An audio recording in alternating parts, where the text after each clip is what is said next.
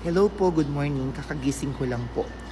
Before po ako gumayak para pumunta po sa work, try ko muna pong i-answer tong question kasi marami pong nagtatanong dun po sa comment sections kung napano po yung daliri ko. And nakakatawa po yung iba pong mga comment. Ang ibang mga comment, ang sabi nila baka na aksidente or kaya pero pang iba, ang sabi, member daw ako ng Yakuza. Hindi po ako na aksidente, hindi po ako member ng Yakuza. Ito po ay inborn. Ibig sabihin po pag inborn, pinanganak po ako nung nanay ko na ganito na po yung kamay ko. Kasi yung nanay ko po ay nasa late 40s na nung pinanganak po niya ako. Ako po ay bunso sa 6 po na magkakapatid. So, ito po ay hindi na aksidente. Ito po ay hindi na paano kung ano man. Hindi po ako member ng Yakuza. Ito po ay inborn at isa po akong menopausal baby. May mga tanong din doon kung paano daw ako nag-o-opera kasi pag doktor, di ba, nag-o-opera, nagtatahi, nagpapaanak. Hindi po siya naging hindrance.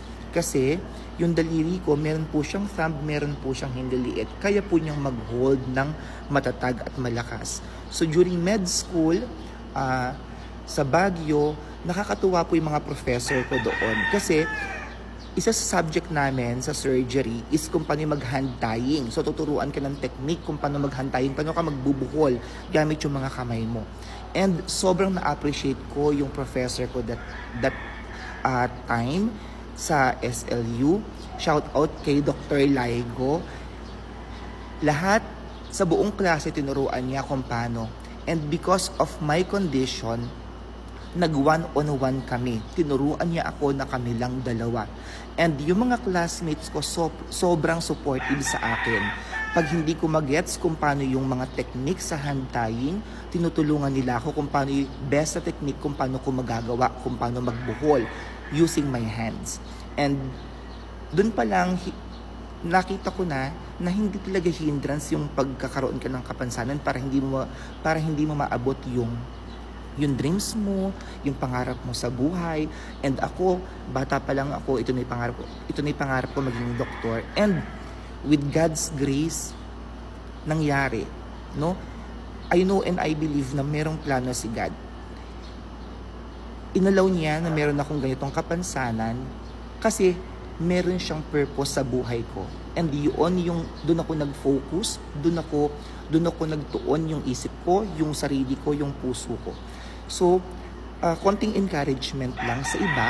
Kung meron ka mga pinagdadaanan, feeling mo mahina ka, feeling mo hindi mo kaya, feeling mo may kapansanan ka, huwag kang tumingin dun sa mga yon.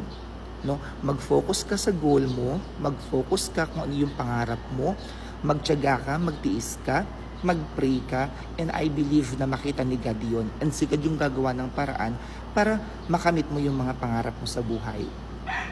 And sabi ko nga, hindi ito naging hindrance. Nung med school ako, hanggang sa naging doktor ako, kaya kong magtahi, kaya kong mag-suture, kaya kong magpaanak, kaya kong mag-intubate. Yung pag-i-intubate, yung paglalagay ng tube mula sa bibig hanggang trachea sa mga taong nahihirapang huminga, no? Para pantulong sa paghinga nila, kaya ko pong gawin yung mga yon. So, ito po'y patunay na hindi hadlang kung ano yung meron ka para makamit mo yung pangarap mo sa buhay. Ang kailangan lang is tiyaga, tiwala sa sarili, prayer kay God, and I believe na, and focus mo sa goal mo, dapat self-discipline, and for sure, no, makakamit mo yung mga pangarap mo sa buhay. Dapat lang talaga yun nga, matiyaga ka, and hindi ka manlalamang sa kapwa mo. Kasi minsan may mga tao na pag nakamit na yung pangarap sa buhay, no, nagiging mataas na sila. Meron akong isang kaibigan na doktor, cardiologist na siya ngayon.